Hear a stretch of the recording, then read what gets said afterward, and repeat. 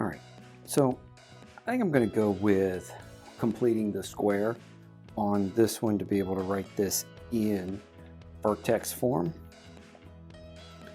So at y equals 2x squared minus 8x plus 5.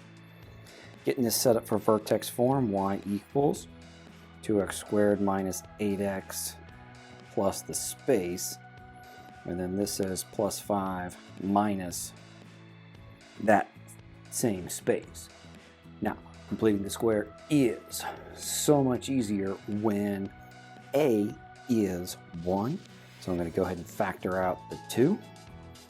That says y equals 2 times x squared minus 4x plus the space plus 5 minus, the most important thing is that 2 times the space there. My b over 2 squared, this is going to look like negative 4 over 2 squared.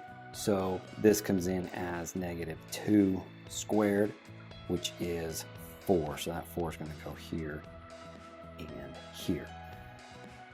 We go ahead and multiply or write this out. Y equals 2 times x squared minus 4x plus 4 plus 5 minus 8.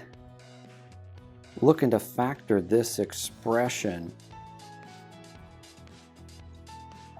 should be about x minus 2 and x minus 2. All right.